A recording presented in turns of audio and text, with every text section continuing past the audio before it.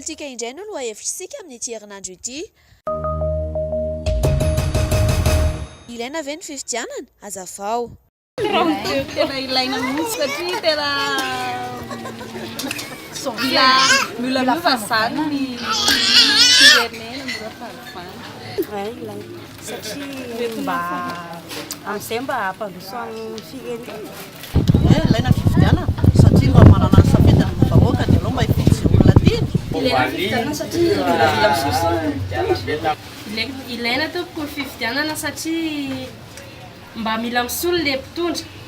Ilaina fifidianana satria mba voavoany mpitondra fa tsy olona inan'olona fotsiny tena mba mpitondra tsara anaty misy eritreto. Ilaina fifidianana satria mihamafy vidim-piainana toy miakatra be mihitsy. Zay zao amin'izao tsy manam-bola, tsy miasa, tsy manino. Ilaina ny vola. Nitondra fivoarana teo amin'ny fiainanao ve ireo mpitondra ny fanesatra amin'izay? Hazavao. Ohatra mbola tsy hitako izay tombontsoa hitako tamin'ny mpitondra fanesy teo mila fivoarana. Ie tamin'ny tetezana. Efa nisy. Ie fa nisy tamin'ny andran-tsiraka zao nahazo vary ny 220 nahazo mofo, ny 20 mbola nahazo mofo tamin'izany. Efa nisy aloha tamin'ny andro zao ohatra hoe ravalomanana tamin'izany andro zany zay avy manao EPS mihinana eskimo be, mihinana yaourt be telonjato dia maso nefa ny amin'izao zay tsy mihinana. Mbola tsisy mihitsy aloha amin'izao mbola matety firenena tokony mba ho tonga saina amin'izay dia mitondra amin'izao. Tsy nisy mihitsy hatao amin'izao. Ataoko hoe nitondra na tsy nitondra fa zay zao tamin'ny amin'izao zany zay olo maventy fa hoe hatramin'ny hoe nafantarako fagnazy nitondra nety tamin'ny fiainako hoe tamin'ny andro ravalo dia ataoko hoe tamin'ny alaziny tamin'ny andro radioela zay ataoko finy 18 ans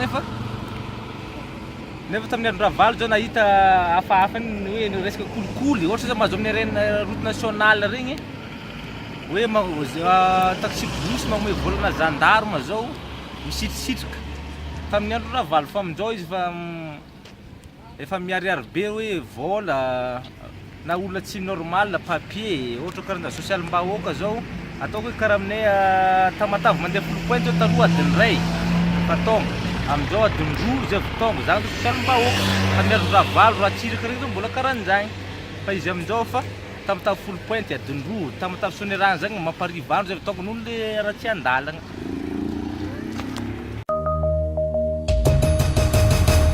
Araka ny eritreritrao, inona no mety hitranga ao aorian'ny fifidianana? Engany eo mba iova firenena, fifidianana, hidina, izay ny ry. Tsisy korotana rehefa milaly vao vita amin'ny fifidianana.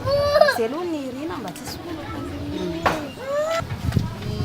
Zavatra mety isy ao aorian'ny fifidianana metimety hisy korotana satria hitanao misy le mitondra artista dia manantena hoe izy ny lany nefa misy le mangingina izy ny lany dia tsy anaiky le mahita olona be da be amin'le vahoaka entiny zany hoe ireo mpifidy azy daholo nefa tsy fantany fa hafa ny ataon'ny sasany any anaty urne dia izay no mety hampisy korotana an'io aloha raha mifieritrereta satria misy manantena hoe izy ny lany nefa mety tsy ho lany izy mahita an'le vahoaka be da be ny olona nge mijery artista ny tena mariny fa tsy hoe tena safidiny io fa mijery artista izy ko artista tsy andoavam-bola rineny zay.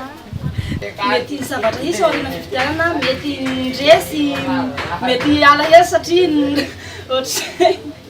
Ie mety hisy korotana satria vita amin'ny fifidianana ndresy tsy anaiky resy dia mety hisy korotana. Tokony mba hiandrisy fotsiny, tokony mba anaiky izay fifidianana normal io zany tsy hitondra korotana amin'ny fahantrana ireo. Tsy haiko aloha arakarak'izay didy amin'ny ataon'ny mpitondra ihany io e.